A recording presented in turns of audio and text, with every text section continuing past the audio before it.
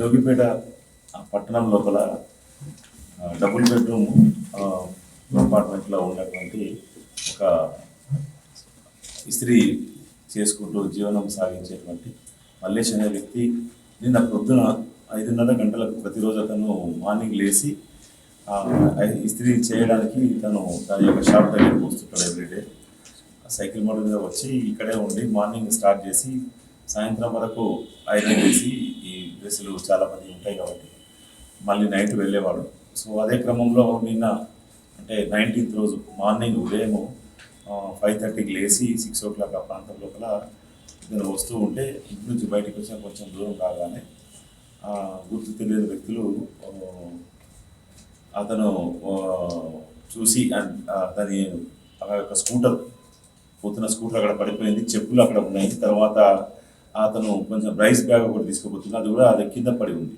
ఈ పడిపోయిన విధానాన్ని చూసి సస్పీషియస్గా ఉండి అక్కడ వాళ్ళు చెప్తే వాళ్ళ మదర్కి వాళ్ళ వైఫ్కి అందరికి ఇన్ఫర్మేషన్ ఇచ్చారు.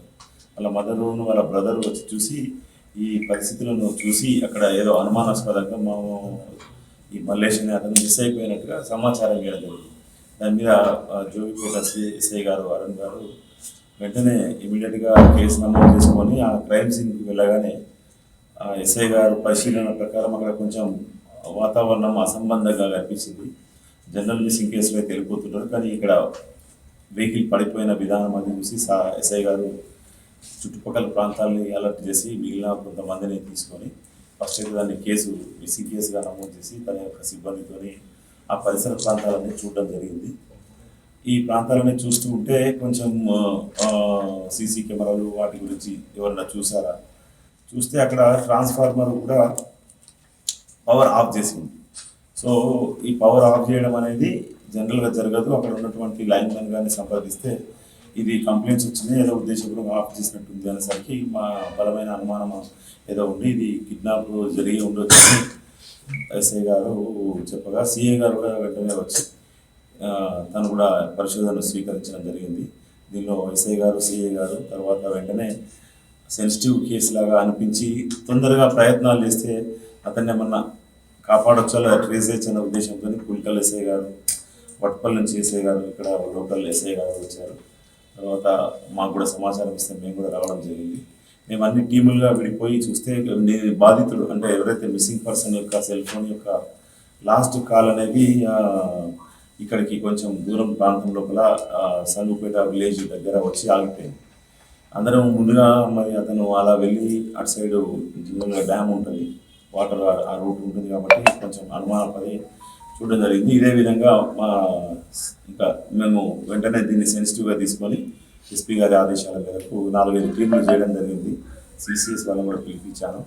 తర్వాత మా రూరల్ సిఐ గారు కూడా వచ్చి అందరం కలిసి ముందుగా అనుమానాన్ని ఎవరి మీద ప్రొజెక్ట్ చేయాలని ఆలోచిస్తూ ఉండి మేము ముందుగా వాళ్ళ మదర్ బాగా డీటెయిల్గా ఎగ్జామిన్ చేస్తే అతని యొక్క భార్య కల్పన అని ఉంది, ఆమె మరియు మేనా మరదలేనే వివాహం చేసుకున్నాడు అతను. తర్వాత అతనికి గత పరిచయం ఉన్న ఒక మహేష్ అనేటువంటి వ్యక్తి వాళ్ళ మీద కొంచెం అనుమానం రేజ్ చేయగానే మేము ఆమె చేసిన తర్వాత వెంటనే మేము టెక్నికల్ ఎవిడెన్స్ బేస్ మీద కొన్ని కాల్స్ అనాలిసిస్ చేయడం జరిగింది.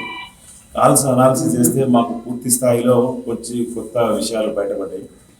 సో దీన్ని సీరియస్ ఇన్వెస్టిగేషన్ తీసుకొని పరిశోధన చేస్తే అతని భార్య మీదనే అనుమానం ఎక్కువగా ఉండడం వల్ల ఆమెను మహిళా కానిస్టేబుల్ వేరే సిబ్బందిని పిలిచి పూర్తి స్థాయిలో ఆమెను విచారణ ప్రారంభించిన తర్వాత కొన్ని అసంబంధమైనటువంటి సమాధానాలు చెప్పడం జరిగింది. ఈ అసంబంధమైనటువంటి సమాధానాలు పొందలేని సమాధానాలన్నింటినీ కూడా మేము పరిగణలోకి తీసుకొని వేరే విధమైన ఎంక్వైరీ చేస్తూ ఈ మహేష్ ఎవరైతే ఉన్నారో అతని మీద డౌట్ పడితే అతను కూడా వేరే బోర్డ్స్ కనిపించకుండా చాలా సుదూర ప్రాంతాల్లో అతనికి సంబంధించినటువంటి మూమెంట్ ఉంది. సో ఇలా పారిపోవాల్సిన అవసరం లేదని గమనించి ఈ అమ్మాయిని పిలిచి మేము పరిశోధన చేయడం జరిగింది. చేస్తే అమ్మాయి ఈ నేరంకు సంబంధించి ఆమె తనకు మహేష్ అనే వ్యక్తితోని చిన్నప్పటి నుంచి పరిచయం ఉంది. 10th క్లాస్ చదివినప్పటి నుంచి ఒకే గ్రామంకి చెందిన వ్యక్తులు. సో అది ఆ యొక్క సంబంధం కొంచెం అనైతికమైన సంబంధంగా ఉండి ఆ తర్వాత అదే విషయంలో వాళ్ళు కంటిన్యూ చేస్తూ ఉన్నారని ఈ విషయము ఇంట్లో తెలిసి చిన్న చిన్న గొడవలు అవ్వడం జరిగింది. తర్వాత అతనితో ఉన్న సాన్నిధ్యము సంబంధం వల్ల ఆ, ఇలా ఇంట్లో భర్త బాధ పెడుతున్నాడు, తల్లిదండ్రులు అత్తమామ అంటున్నారని చెప్పి ఆమె చెప్పగా, ఇతను నీకెందుకు, నేను దీనికి శాశ్వత పరిష్కారం చేస్తా, అవసరమైతే నేను ఏదో ఒకటి చేస్తా, దాన్ని ఎలిమినేట్ చేస్తా అంటే ఇద్దరు ఈ డిసెంబర్ మాసం నుంచి తరచుగా కలుసుకొని ప్లాన్ చేసుకోవడం జరిగింది. ఈ ప్లాన్లో భాగంగా ఆమె చెప్పినట్టుగా ఇతను నిర్ణయించుకొని ఇంకా ముగ్గురు వ్యక్తులను, వాళ్ళ పేరు కూడా మహేష్ అని ఉంది, ఇద్దరు మహేష్ ఉన్నారు, వాళ్ళని సంప్రదించి ఈ 30వ తేదీ నుంచి ఈ మధ్య కాలంలో 10th ఈ 18th వరకు కూడా వాళ్ళు దఫాలుగా ఇక్కడ వచ్చి అతను ఎటుపోతుంటాడో ఏంది విషా అని చూసుకున్నారు. అదే దీనిలో భాగంగా 18వ తేదీ రాత్రి ఇతను ఈమెను సంప్రదించి అతను ఉన్నాడా లేదా వెరిఫై చేసుకుంటే ఈ అమ్మాయి అతని ఇంట్లోనే ఉన్నాడని సమాచారం ఇస్తే మిడ్ నైట్ వరకు ఈ నిందితుడు ఉన్నటువంటి మహేష్ మరియు ఇంకిద్దరు మహేష్, వాళ్ళు కూడా పక్క గ్రామం వంశానపల్లి పక్క గ్రామానికి చెందిన వ్యక్తులు, వీళ్ళందరూ కలిసి ఒక కార్ని అద్దెకు తీసుకున్నారు. తీసుకొని మేము సెల్ఫ్ డ్రైవ్ కార్ను అద్దెకు తీసుకొని ఆ కారులో వచ్చింది ఇక్కడికి. నైట్ ఇక్కడే ఉండి ఒక పెట్రోల్ బంక్ దగ్గర పెట్రోల్ పోసుకొని బయట పడుకొని రాత్రి 4:30 గంటల ప్రాంతంలో తెల్లవారుజామున ఇతను ఆ అమ్మాయికి ఫోన్ చేస్తే ఆ అమ్మాయి ఇప్పుడే లేచాడనే సమాచారం ఇవ్వడం. ఆ సమాచారాన్ని బేస్ చేసుకొని అతను ఫ్రెష్ అప్ అయి రోజువారీగా 5 గంటలకు వెళ్తుంటే బయటికి రాగానే ఈ మహేష్ ఇంకిద్దరు మహేష్ వాళ్ళందరూ కలిసి అక్కడికి వచ్చి ఈ బండి మీద పోతున్న అతను అడ్డగించి ఒక రాయితో అతను తలపైన కొట్టగా అన్కాన్షియస్గా పడిపోయినాడు. ఆ పడిపోతున్న సమయంలోనే ఈ స్కూటర్ కానీ వస్తువులు కానీ కింద పడిపోయినాయి. ఈ విషయం 18 years వచ్చేదాకా పెళ్లి చేసుకోవద్దని అవగాహన అబ్బాయిలకు లేకపోవడము, ప్రేమ పేరుతో ఓరు కలవడము, ఇట్లా నెలకి 3 నుంచి 4 కేసులు నమోదవుతుంది. 18 సంవత్సరాల వయసు లోపల ఉన్నటువంటి ఎవరినైనా కూడా వాళ్ళని బాధితుగానే ట్రీట్ చేస్తారు. 17 సంవత్సరాల ఒక అమ్మాయిని ఆమెకు ఇష్టం ఉన్నా లేకపోయినా వేరే వాళ్ళు తీసుకుపోతే అది నేరమే. Prevention of child against sexual abuse అనే పోక్సో అనే చట్టం ప్రకారం మేము కేసులు నమోదు చేస్తాం. అవి కేసులు ఇక్కడ జరుగుతున్నాయి. దానికి ఇక్కడే కాకుండా కొన్ని చుట్టుపక్కల ప్రాంతాలు. దీనికి ఏంది అని మేము అనాలిసిస్ చేస్తే ఎక్కువగా ప్రభుత్వ పాఠశాలలో లేకపోతే ప్రైవేట్ పాఠశాలలో కాలేజీలోకి ఎంటర్ అయ్యేటువంటి ఏజ్లో ఉన్న పిల్లలు తల్లిదండ్రులకు సరి అయిన అవగాహన లేకపోవడము, పిల్లలకు కూడా అవగాహన లేకపోవడం వల్ల ఈ యొక్క అడాల్సెంట్ ఏజ్ అంటాం, యుక్త వయసులోకి వచ్చేప్పుడు ఆ మహిళలకు ఉండేటువంటి అవగాహన లేకపోవడం వల్ల దీని మీద మా సిఐ గారు ఎస్ఐ గారు ఇప్పుడు లిస్ట్ అవుట్ చేసినారు. మొన్న కొన్ని స్కూల్స్ కాలేజీలలో అడాల్సెంట్ గర్ల్స్తో మాట్లాడడం, మాకు స్పెషల్ టీమ్స్ ఉన్నాయి, ఉమెన్ ఆఫీసర్స్ ఉన్నారు. We're trying to talk to each and every girl. ప్రతి ఒక్కరితో మాట్లాడి వారి యొక్క భవిష్యత్తు, భర్తను ఎంచుకునేటువంటి సరైన వయస్సు, ఆ యొక్క ఏజ్, ఇది ఒక క్లాసికల్ ఎగ్జాంపుల్ ఈ కేసు అనేది. వయస్సు రాకముందే పరిచయమైనటువంటి ఇద్దరు వ్యక్తులు ఆ పరిచయమును అవినాభావ సంబంధంకు వయస్సు తక్కువ ఉన్న సమయంలోనే ఏర్పాటు చేసుకొని దాన్ని అలాగే కంటిన్యూ చేసి పరిస్థితుల కారణంగా వేరే వ్యక్తులను పెళ్లి చేసుకొని పాత సంబంధాన్ని అలాగే కొనసాగించి అది ఇద్దరికి పెళ్ళిళ్ళనే ఇద్దరికి పిల్లలు అన్ని బావి వరుసలు మరిచి మళ్ళీ పూర్తి స్థాయిలో ఆ సంబంధాన్ని కంటిన్యూ నెరవేర్చి ఇక్కడ వీళ్ళు దానిలో వాళ్ళు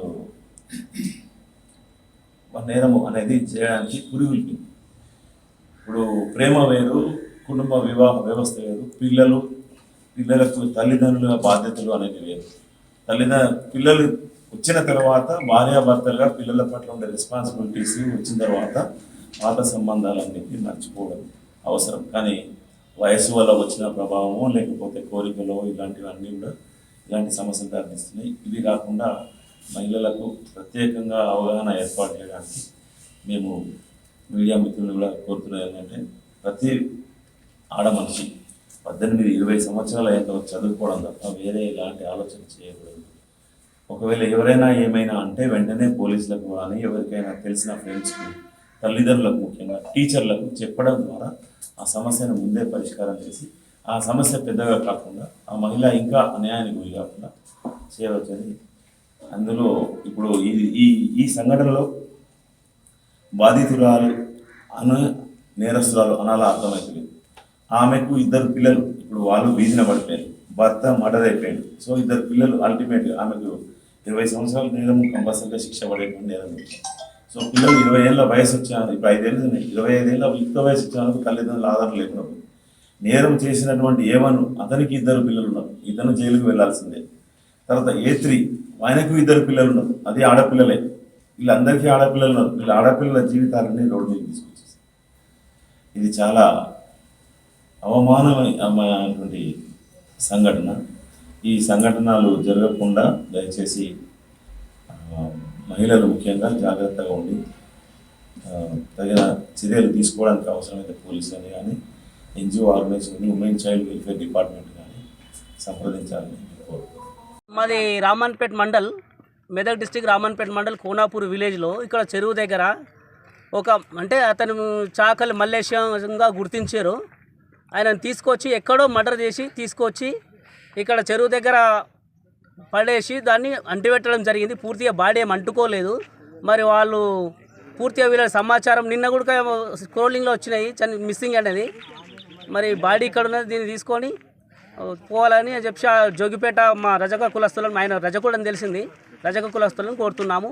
మరి ఇటు మర్డర్పై ఎవరు ఏం అలా చేశారో దాన్ని పూర్తిగా సరైన విచారణ చేపట్టి దీనికి సంబంధించిన పూర్తి వివరాలు చేపట్టి వీళ్ళను చంపిన వాళ్ళని కఠినంగా శిక్షించి మరి అజేయాలని మేము కోరుతున్నాము ప్రభుత్వాన్ని. మరిన్ని వీడియోస్ కోసం ఛానల్ ని సబ్స్క్రైబ్ చేయండి, లేటెస్ట్ అప్డేట్స్ కోసం వాట్సాప్ ఛానల్ ని ఫాలో చేయండి అండ్ లింక్ డిస్క్రిప్షన్ లో ఉంది.